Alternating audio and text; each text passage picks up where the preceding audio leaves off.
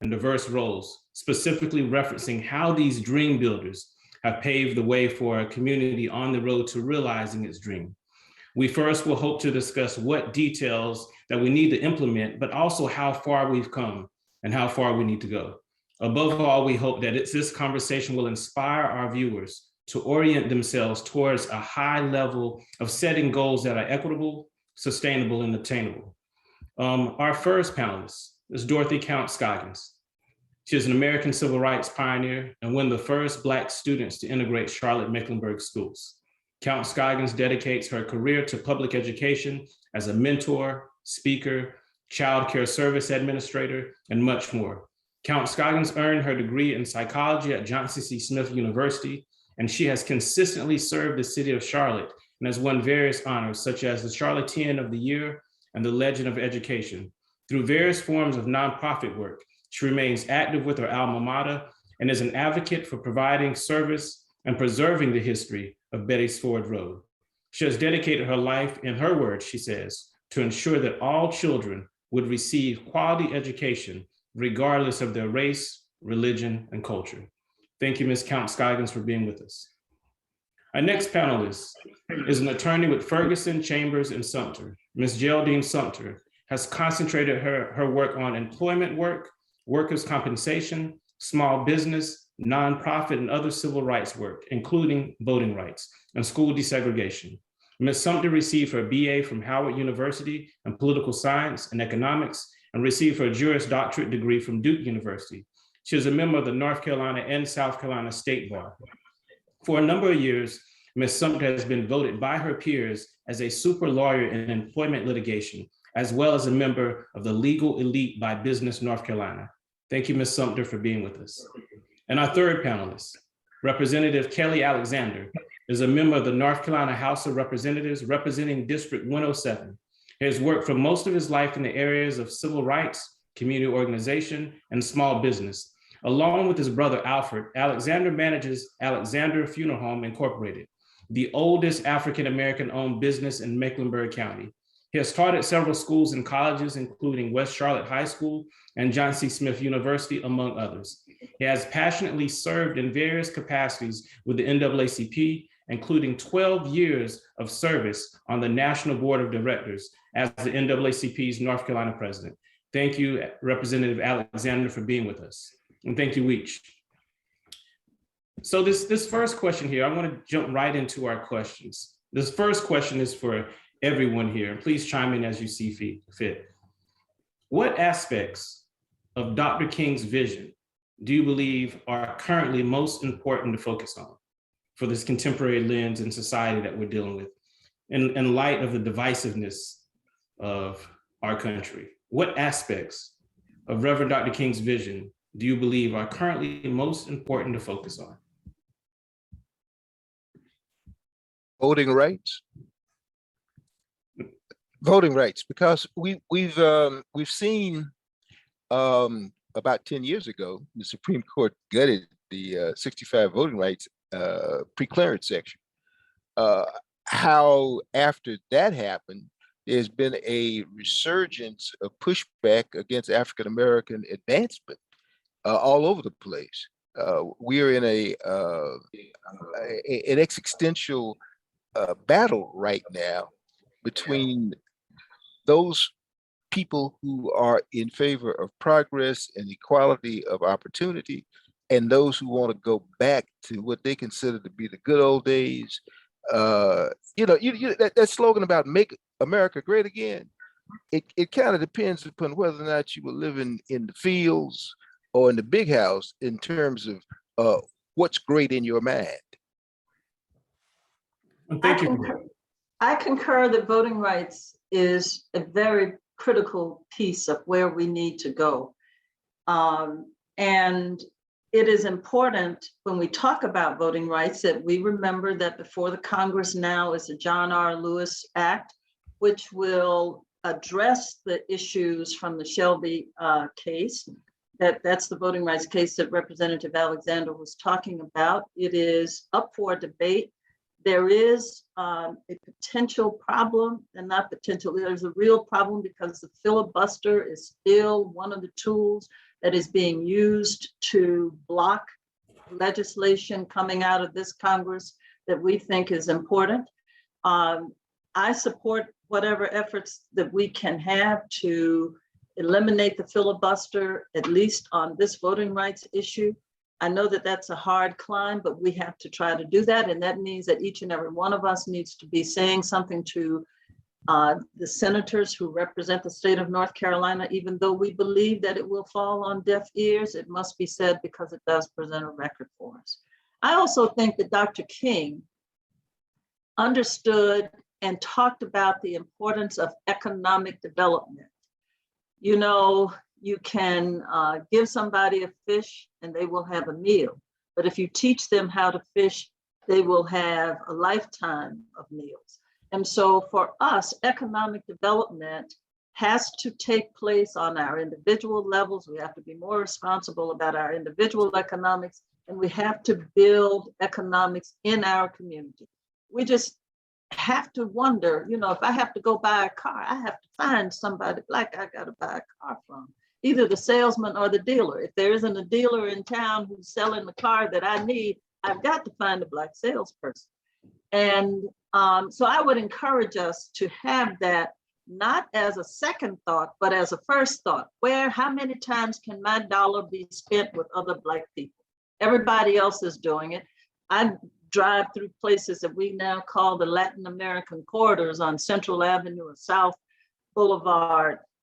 And if you go into those restaurants, you see how many times those dollars get recycled in their communities. And we just have to do that up and down the line. That's, I think, one of the things that Dr. King wanted us to focus on, and we need to do that every day from now on. Thank you. And Ms. Counts-Scoggins. I think one of the things that's important, we have to look at how we have digressed in education. Look what has happened to our children over the last 10 years, Right. but more so in the last 2 years with COVID. And as I look at schools across our county and how they have become segregated for Black and brown children, but not only that, the resources that are not available for those children. If those children don't get the education, especially in their younger years, where are they going to be in their latter years? So that's one of the things I think when Dr. King talks about his 4 children, I think one of the things he talked about, he wanted them to have the equal education that everybody else had, but also deserved. And I think we need to think in terms of that. And I've always said, stop being selfish. It is not about yours, it's about ours. Mm-hmm. Thank you for that answer. I would like to stay with you and what you're saying there, Ms. Scoggins. As a lifelong educator, and you can take this question any direction you choose to, please do. How do you respond to, we've had in Charlotte Mecklenburg schools, a mass exodus of Black and brown educators. The same for the state of North Carolina. There's been this mass exodus, particularly since the pandemic. And I think we all could agree here that representation matters. It's important ultimately who's in those classes, depending on the circumstance and the context. In your regards, how have you bared witness to the evolution or the decline of representation and the power of an educator in the classroom? I think there's several aspects to that. One is that when I was growing up, we had the opportunity to, and HBC, especially in HBCUs, education was one of the focuses that we had. So we turned out people that of color, Black students that went into the classroom. If you look across our HBCUs today, a lot of them no longer have those programs available for those students. Why? And that is because a lot of young people today are not majoring in education. That's one of the reasons. The other reason I think is because of what we pay our teachers. We don't respect them enough to be able to pay them the salaries. They have to work, some of them 2 jobs. But during the pandemic, there was a lot of stress going on in terms of teaching virtually, and they're overworked. And so as a result, now those that are left, a lot of them have left and chosen to go into other fields and do other work where they can make more money. The economy is rising. So until we do something about compensating them in terms of salary wise, we're going to continue to see that decline in teachers across the country. Thank you for that. Ms. Sumter, in a similar vein of the question there, I know you're a graduate of Howard University and you have been a supporter of Johnson C. Smith University. How has that experience for you, that undergraduate experience for you, been a bedrock or a foundation of the work that you've chosen to commit your life to? Well, I would trade nothing for my HBCU experience. The 4 years at Howard University were important to me. And before I got there, I went through a desegregation process in Richland County, South Carolina. They closed the all-Black high school and paired us with the white high school. I was a part of the community that protested that because we understood the value of a high school in our community. So, I went through this desegregation process, did not like the fact that I was forced to go to this predominantly white school in order to desegregate it. So I decided that I was going to go to a historically Black university, and Howard was my first choice. And I applied to some other schools and got in, but Howard was my first choice. And at Howard, I had the opportunity to meet with and engage with students who were activists, who exposed me to political thoughts and ideologies that I know I would not have encountered otherwise. And so I participated in my first year, 3 weeks after going into college, found a group of students who were activists and who were doing voter education and voter mobilization in the South. Well, as a high school senior, I had worked on a campaign for Matthew Perry for Congress in South Carolina. And that was one of the races they decided they wanted to work on. So I got to go back and do that work. And so it was instrumental, undergirded very much my commitment, and has, I think, resonated with me through today. Well, thank you. And as I'm asking these questions, is there something else, either of the panelists you choose to chime in on, please do so. Representative Alexander, in relation to the end half of what Ms. Sumter was sharing there, how do you respond when you hear individuals say, well, I don't exercise my right to vote? In consideration of, we take what has happened to Hidden Valley and some of our other communities here where their redistricting has squeezed their votes, has canceled out their voice. How do you respond to those individuals, particularly millennials, that may choose to not exercise their votes, considering the generational gap that exists at times as well? Well, anytime anybody says that they are not going to exercise a right that so many of our people fought, marched, bled, and died for, it makes me sad.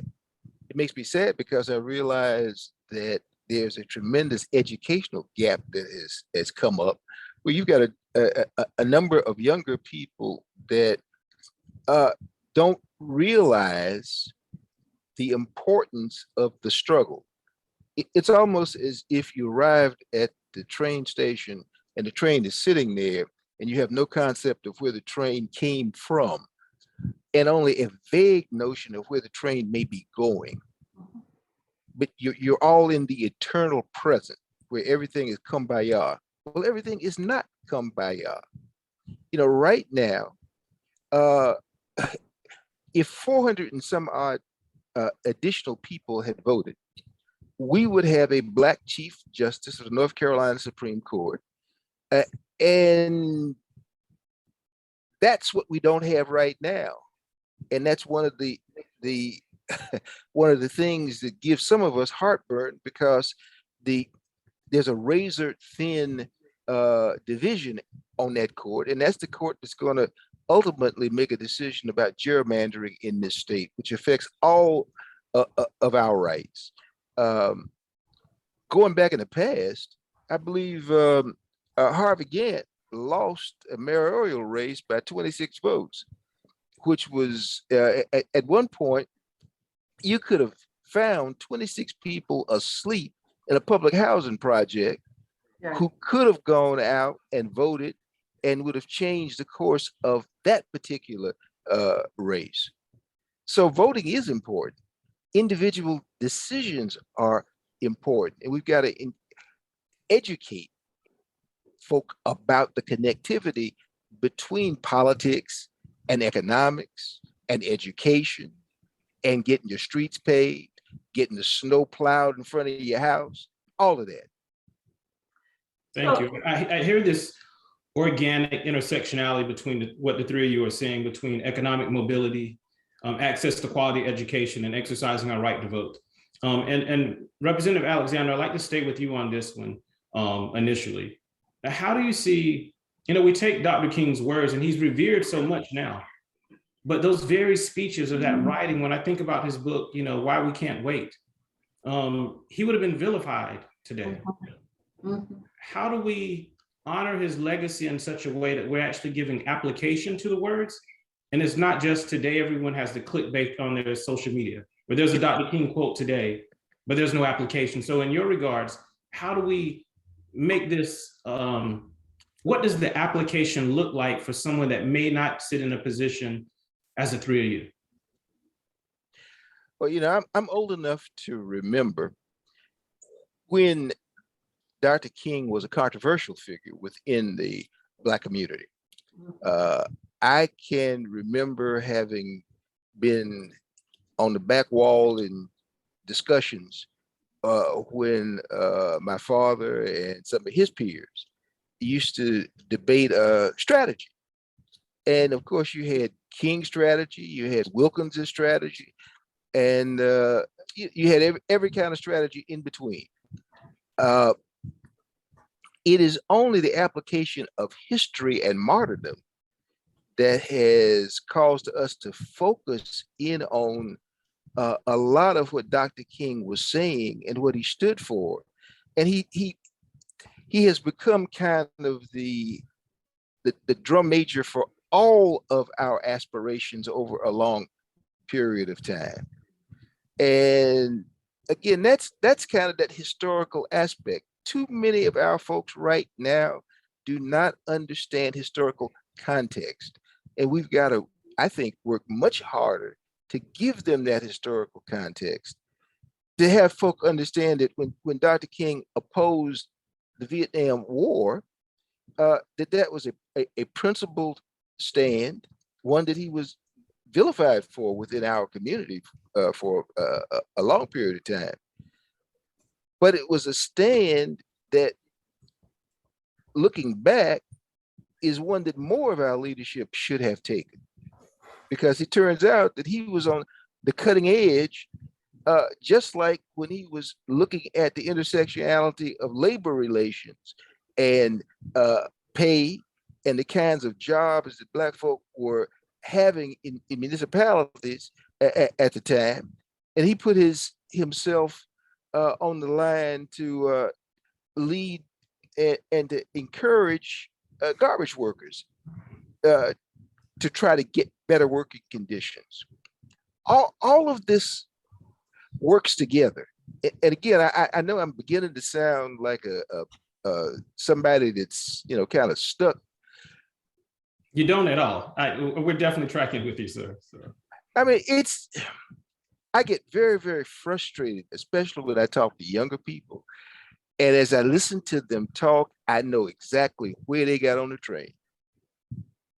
And it becomes very, very difficult sometimes to try to re-educate them to understand what we need to do in order for us ultimately to be successful and to arrive at that promised land that Dr. King talked about, where everybody's going to be.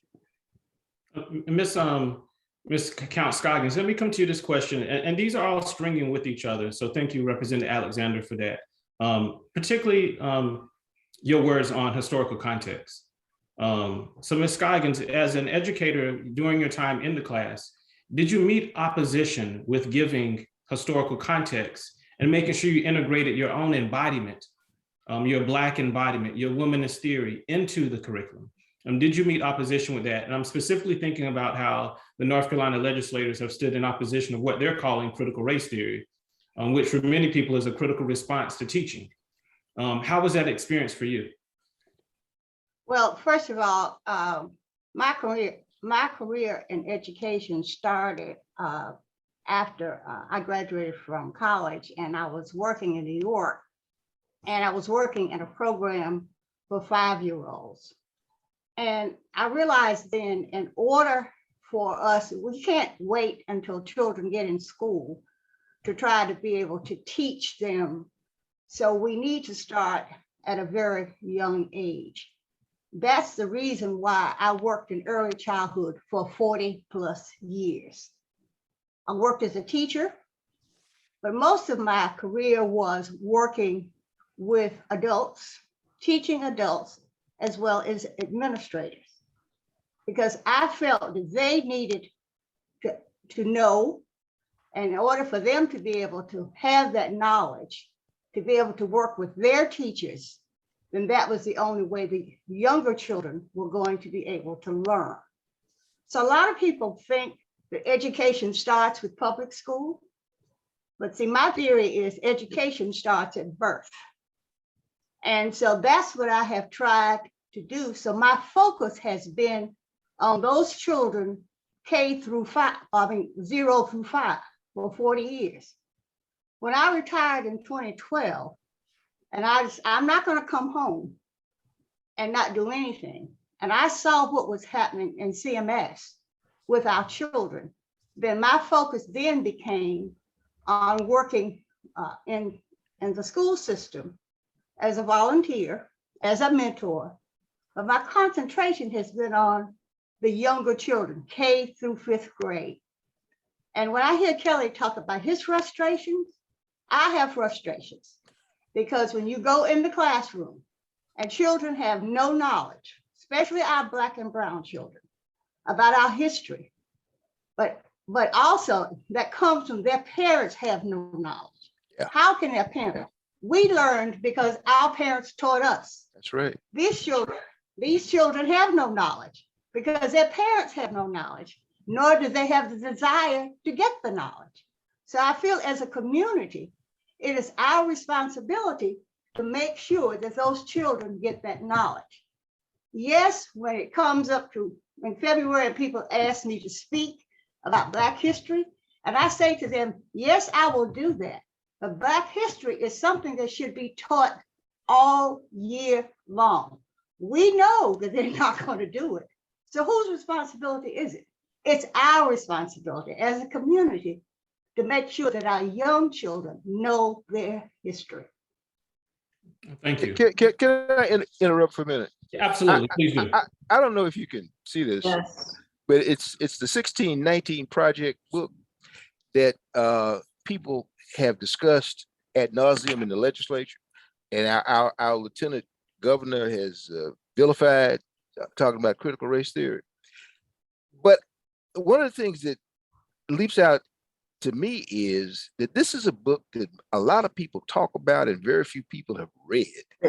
Read it. And it, until you read it and you ask yourself, are the historical truths embodied in this book real?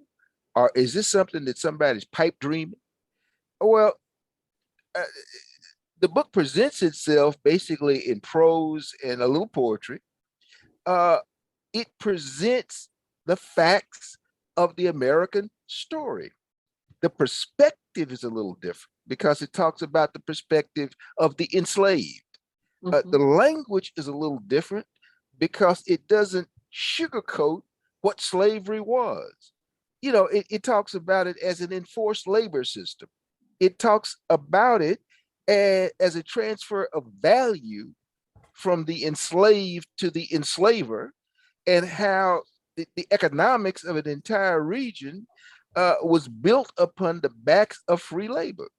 And this is the kind of thing that unless those of us who are in positions to push back and to speak openly about this, if we don't understand this history, if we haven't read these books that other folk are vilifying and talking about, trying to interpret to us what the book says when we haven't interpreted ourselves what it says, uh, you know, we're doing the old Michael Jackson moonwalking. You know what moonwalking is? It's appearing to be going somewhere while going backwards. And we can't afford to do that anymore. We have arrived at the most important inflection point in our history. You know, either we will get our acts together and understand, you know, that liberty, this whole notion of democracy, of the kind of republic that the founding fathers aspired to, is what's on the line. If we don't understand that, then we all might as well, you know, decide that we're going to move back to Senegal, Gambia, or Angola, or wherever the ancestors came from. You know, my son is preparing a place in South Africa, so I got somewhere to go, but I don't know about the rest of it. I'm with your son. I'm preparing my exodus because I am not optimistic about the direction this country is going. I want to pivot on that question, and I want to stick with that, Mr. Alexander, but I want to go to Ms. Sumter here with this start. And each of these starts are stringing from what you're sharing prior. We're talking about three fields here that you each represent: civil rights lawyer, House representative, and a lifelong educator and activist. And there's this level of burnout that comes with it. There's this level of being ostracized that comes with speaking up, as we see in the life and ministry of Dr. King. How have you navigated that space for yourself, the level of burnout that comes with this work? And where are you finding your sense of pride and joy in continuing to do the work? Well, you know, you do this work, you just have to have faith. And if you have faith, then you believe that there are things that you actually cannot see that will materialize. The thought of doing something other than what I am doing, that is some other kind of law other than what I am doing, crossed my mind many years ago when I thought that by the time I reached 50 or so, we would have the civil rights issues all worked out and I could go do air and space law. That has not yet happened. And so it's a commitment that, you know, when you make a commitment, you make a commitment, right? And the fact that I continue to do civil rights work is undergirded in part by my identification as a part of the community, not as some tool or servant. I'm a servant, but not as some kind of savior thing, you know, like I'm in this. When too many African-American people are incarcerated unjustly, then I might as well be there. When there are young Black children who 20 years from now, 15 years from now, are unable to read, unable to provide services, I'm going to be looking at some strange faces when I go to a hospital or a dentist or a doctor or what have you. That affects me greatly and personally. So I'm in it for the long haul and have been. I've been doing it for practically 40 years now, the civil rights work. But before I became a lawyer, I was a civil rights activist. I started registering people to vote when I was 14, 15 years old, before I myself could register. I organized voter registration events in my little rural community in South Carolina. I had the support of the magistrate. I called the Board of Elections. I said, we need to get some people down here so we can register folk. And on one Saturday morning, I got 14 grown people, mostly men, to come down to the magistrate's office to register to vote. And they told me that was a good job. They'd sometimes sat for 3 and 4 hours and didn't get that many people. So I said, oh, I can do this again. And Other people did it again. I did it in my high school. It's just that I understand this concept of democracy. And there are many forms of government: totalitarianism, dictatorship, authoritarianism. There are lots of forms of government, but this country is formed on the premise of the democracy, where every person is supposed to have a right to vote. And the majority of the voters are supposed to help determine the path of the country. Now, there are some problems with that, one of which is perhaps the Electoral College. But put that to the side. Every person is assumed to participate in the body politic. And if we do not maintain this system of democracy, all of these other things that we have talked about today, the voting rights, it's not going to matter if you have voting rights if you don't have a democracy. And I raise this alarm, and I have been for a number of years. We are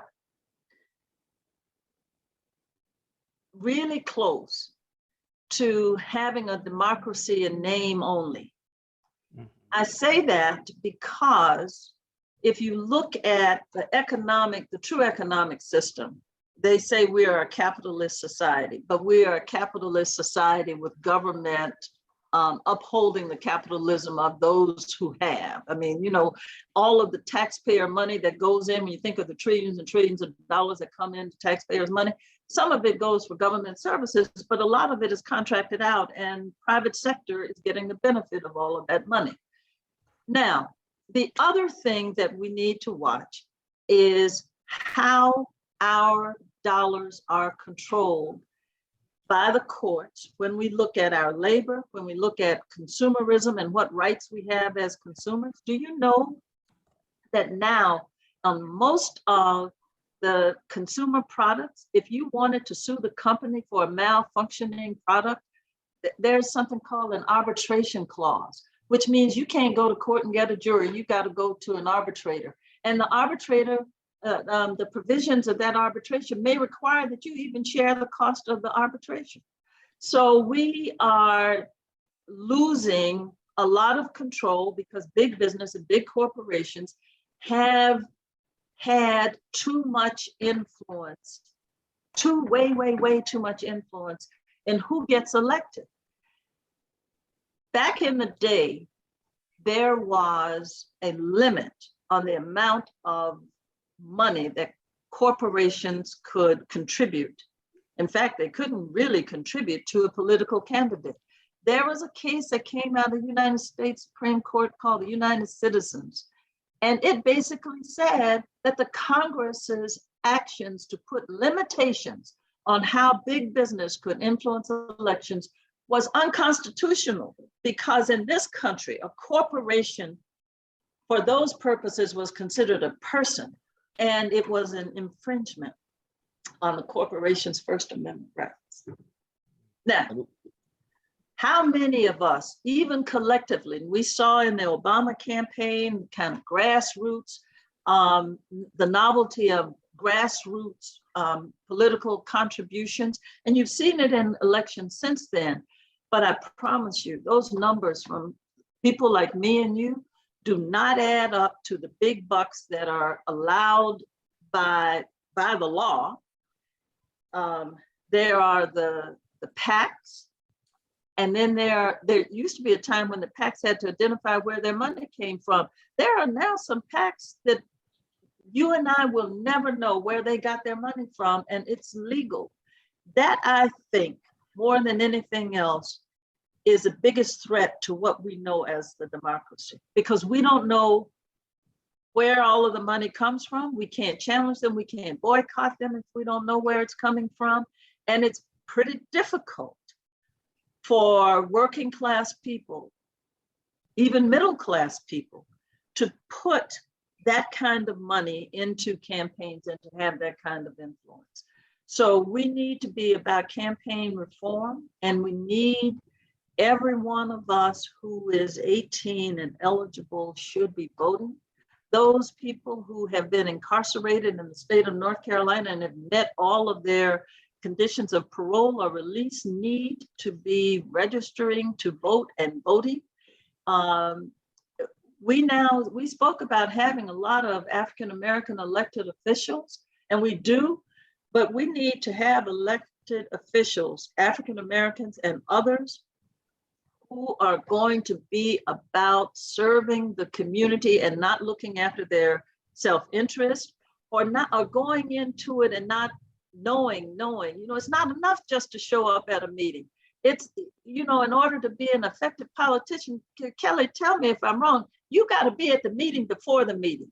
You got to have the agenda. You need to be setting the meeting before the meeting, so that when it comes to the forefront, all of your ducks are in a row. All of our politicians need to be doing that. I don't care if it's just straight Black politics, coalition politics, all of it. We have got to do the work behind the scenes, and it has to start at the ground level. You can't make it if you don't have a constituency. You have to be in it to win it.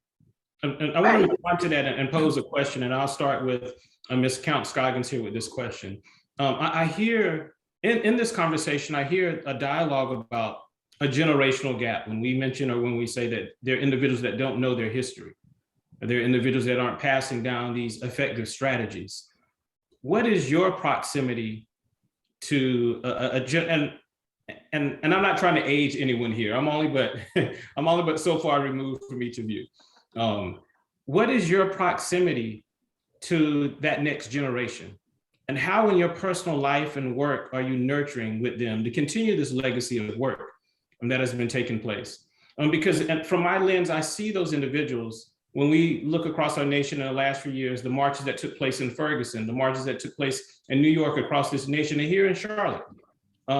What is your proximity to those communities? Because I do agree with Ms. Sumter here that it's important. They have to have the agenda before the agenda. So if you could answer that question, Ms. Scoggins.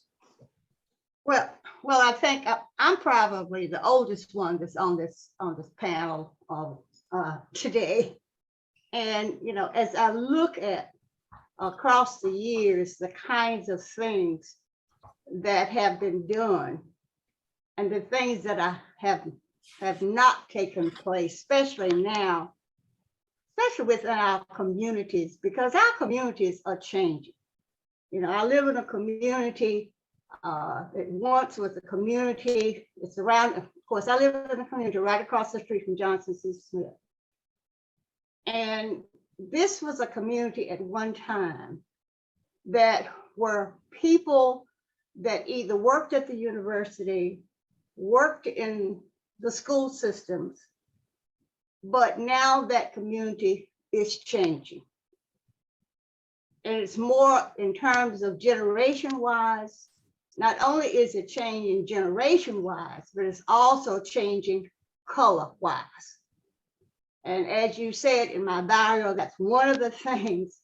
They're trying to preserve the history that we have here in this community and other communities along this corridor, because it has such rich history. My frustration sometimes comes, and Kelly, I'm sure you're aware of it because of being on this corridor, is the fact that as this corridor changes, that sometimes we tend to lose that, because the whites that are moving in this community want to make it their community. And as I said to some of my neighbors, I embrace the fact that you want to move into this community, but I'm not going to allow you to change this community and lose the history in this community. Mm-hmm. So what you can do is add to our history and not try to erase our history. So I see that along a lot of lines. I see it in education, I see it in our schools, I see it in politics, I see it across the nation. So when you talk about my generation, I think in terms of Kelly's father, my father, all of those who got together, as Kelly said, listening behind the wall, that's how they had to get things done. They met together, they talked about what are we going to do next? And I don't see a lot of that happening now. And yes, Geraldine has the passion. We all have the passion. We came into this with a passion. I think sometimes I was born with that passion in terms to do what I'm doing, and at my age, continue to do it. And so that's what one of the things that we have to teach this generation in terms of the rich history that we have. They need to be a part of it. Yes, they need to get out and vote. Yes, they need to advocate. Yes, they need to speak up. And because if they don't, we're going to end up losing what we have gained over these years. And I want to push on that question a little more. And Representative Alexander, I'd like to start with you with this question. And Ms. Sumter, I certainly want to come to you with this question as well in response to that. I am, and please restructure this question however you feel the need to. My family and I are currently processing a tragic killing. I had a cousin named Jason Williams, 37 years old, a single father, was killed by an off-duty cop last week in Fayetteville, North Carolina. And then we had in May of 2021, I believe his name was Andrew Brown Jr., 42 years old, was killed in Elizabeth City, North Carolina. Yeah. And I would dare say, even here in our city, that we are still processing the killings, the public executions of Keith Lamont Scott and Jonathan Farrell. So in taking in consideration dream builders and what that construct means, and Ms. Sumter had said faith, she mentioned faith. We understand the construct of faith, but how do we cultivate a culture of hope when these events continue to happen? Because that's the breakdown I see happening right now. Like, I'm not sure if I know what hope looks like. Or going to Ms. Sumter's word, she used faith. I'm not sure what that looks like when we continue to see these situations and we're in the midst of processing them, and then another happens. So how do you see that cultivation taking place and the impact it can have on our communities? Well, personally, it's having the historical perspective that I have helps me to process it, because I recognize, as tragic as these one-off events are and how they begin to multiply and add up, it's still different from the time not too long ago when a Good Friday or Saturday activity in a lot of these small towns across the South was to find yourself a Black person and go out and hang him.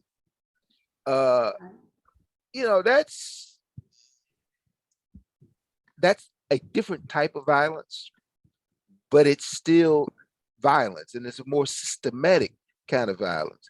I believe it was Ida Wells who wrote something called The Red Record, which was published, at the turn of the last, what was it, 19th century, when she just listed all of the Black folks that she was able to find who had been lynched or extrajudicial murder, I believe is the polite way of saying that. When you compare that period to this period, anytime somebody dies, that's bad. No question about it. But the sheer volume is different. The fact that in this point in history, we finally come to a place where a lot of people of all races, of all ages, find that is abhorrent. That is a quantitative difference in our society. It has taken a whole lot of work for our society to move in that direction. And we're getting pushback. I mean, that's what the Make America Great Again movement is all about, pushing back. That's what the Proud Boy is all about, pushing back. That's the whole new growth of white supremacy. It's about pushing back, trying to do things to limit the power of the Black voter, that's pushing back. The most important thing, I think, is for us to realize that progress is something that takes struggle and effort, and it's not always just a straight continuum. Sometimes you get setbacks, but the important thing is that progress takes place, that we are in a better place now overall than we were before. And if we keep pushing, we're going to end up in an even better place further on down the trail. I want to push back on that, and I want to come to Ms. Sumter with this. I question if we're in a better place. I just want to be transparent and honest here. I question if we're in a better place, and I certainly don't want to compare pain. I think that tragedy is tragedy, and I don't want to fall predator to comparing pain of any generation or any race or culture outside of our own. There's this great book that's titled "The Body Keeps a Score." It deals with post-traumatic trauma. And I truly believe that the trauma of my ancestors, that we're still carrying that in many ways. My question, and I'm not dismissing what you said, Representative Alexander, I agree with you full-heartedly. But my question here, Ms. Sumter, is how do we nurture hope? Because as we're having this dialogue, in some space, some Black or brown individual is being persecuted. Some woman is being marginalized. How do we nurture a capacity, even speaking up? I take in the thought, even the privilege for me to speak up, knowing the possibility of being blackballed like Colin Kaepernick or others.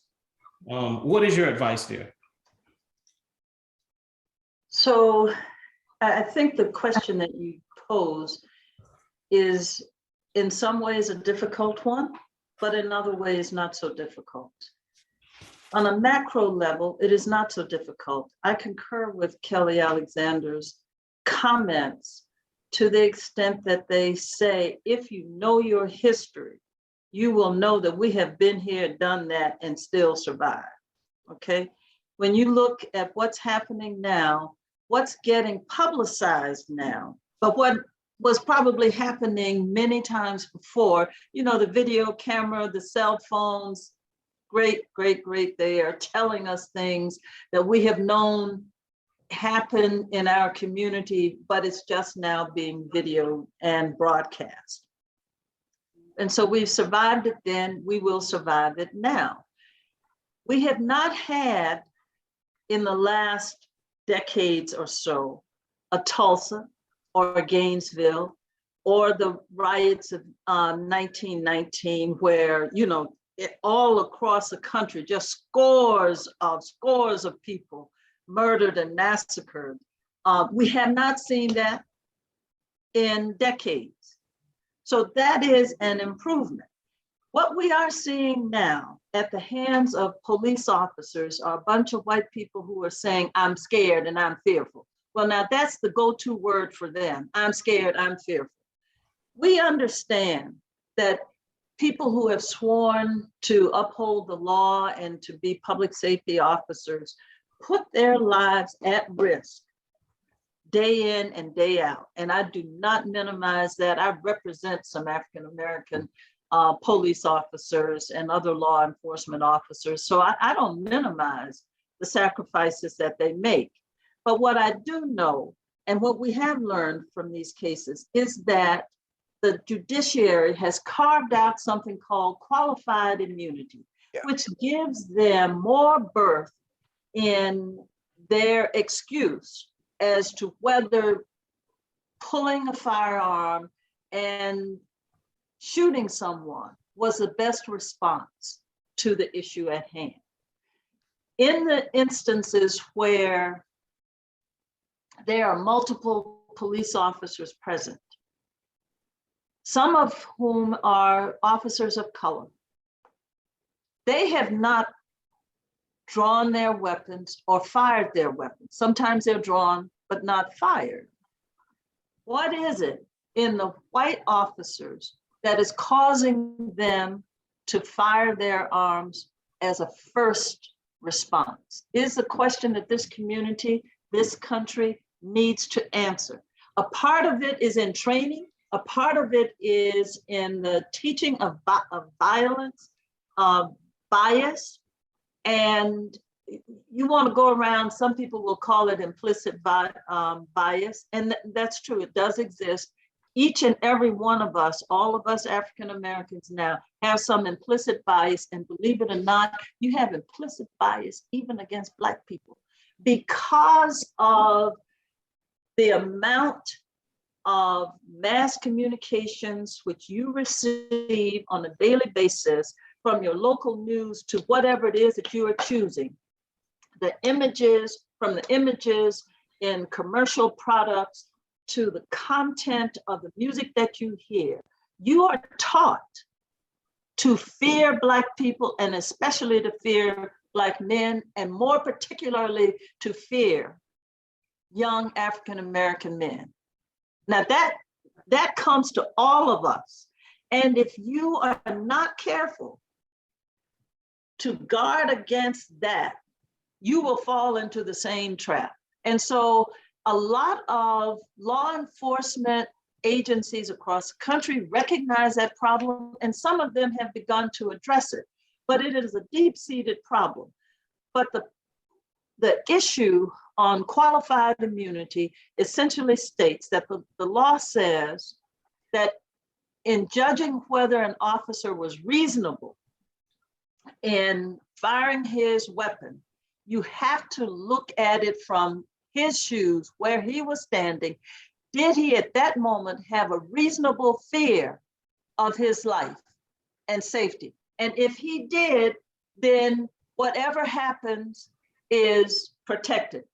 In the case, and I'm so sorry, the name has slipped me, there was a young man at a Burger King over on Beatty's-Ford Road who was shot and killed by a white police officer.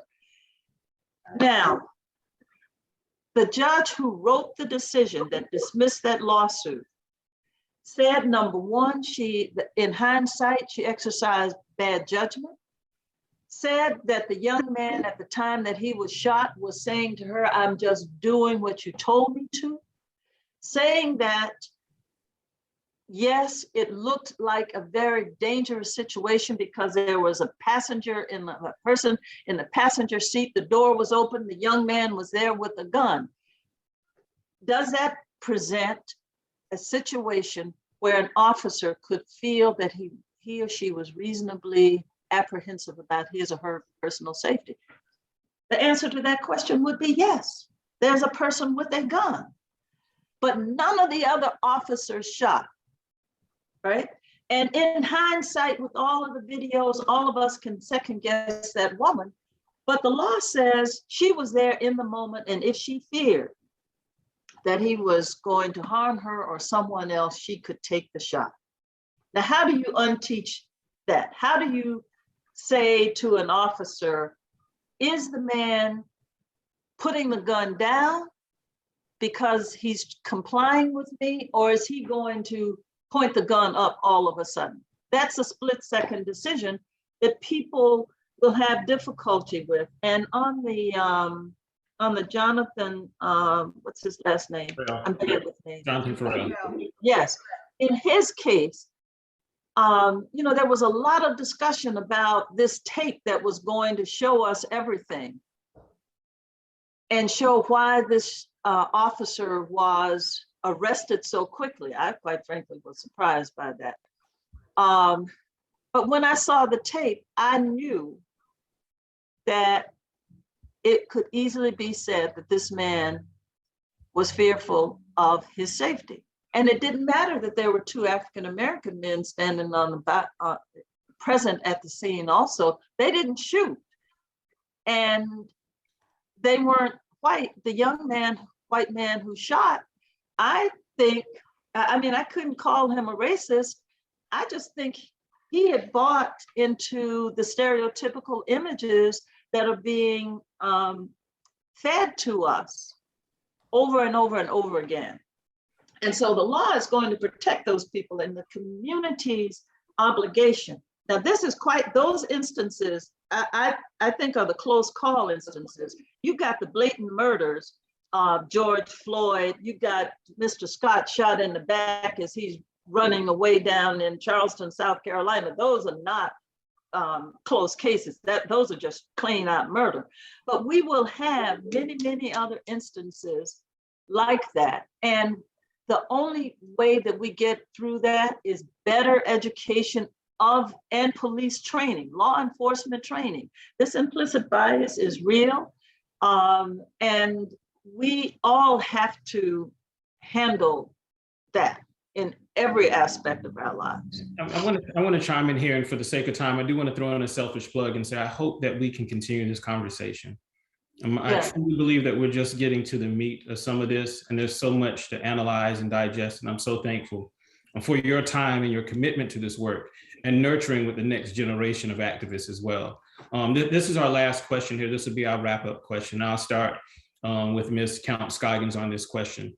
What are your hopes or expectations in relation to the work and the legacy of Dr. King continuing to live for the next 20 years? What do you hope to see? What does that look like? Given opportunity, just to theologically and culturally reimagine the construct of our reality, what do you see?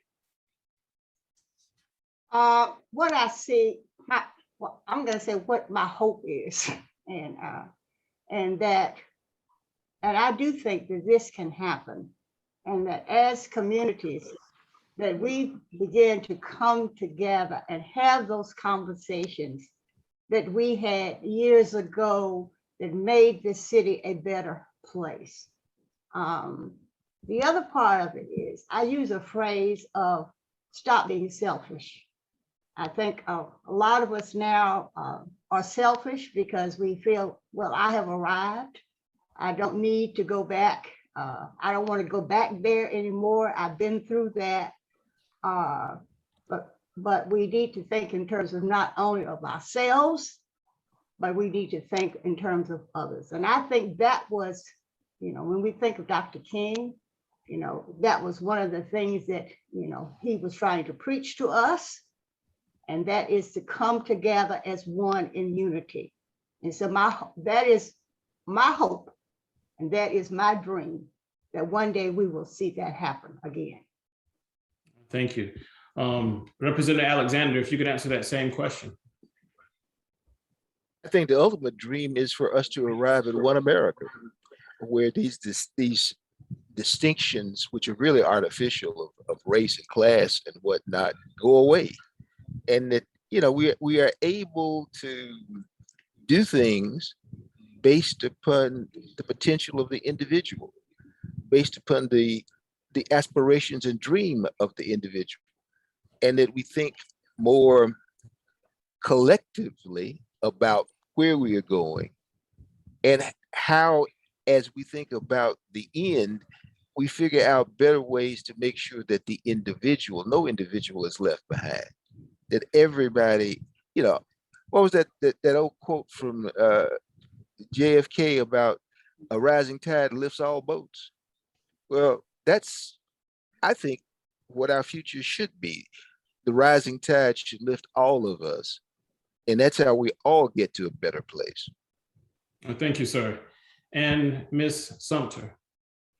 Well, I hope that 20 years from now, we are still in a democracy. I hope that each and every one of us will recognize our economic potential, that we will put in the work to do that. And I'm not saying get rich. I'm saying be self-sufficient, know how to do things on our own, that we master technology rather than simply consume it, that we harness all of the potential that technology has to improve our community. And just one of my pet peeves and interests is that, we are of Mother Earth. And if we do not protect Mother Earth, none of us are going to be around and be able to enjoy good health. If we don't understand the issues of environmental causes that are out there, if we don't appreciate and understand a coin that was made here in North Carolina back with Floyd McKissick and PCB being spread in the African-American community, if we don't understand environmental racism And if we don't clean up these areas in our communities, our children will have difficulty living, living equally with others. Thank you for that. In the words of Vernon Jordan, he has this quote. He says, if you have the privilege of standing on the shoulders of your ancestors, you have a responsibility to live your life so others can stand on your shoulders. Thank you each for allowing me and others to stand on your shoulders. Ms. Sumter, Ms. Counts-Scoggins, and Representative Alexander. On behalf of the Gantt Center, thank you to those that were able to tune in and watch this discussion. We thank you for the time that you invested. And thank you to the Gantt for those that helped coordinate this event as well. If you're interested in the programs that the Gantt offers, please go to ganttcenter.org. And thank you again for tuning in for the Gantt Center's virtual MLK Day 2020 Community Dreams. Have a wonderful day.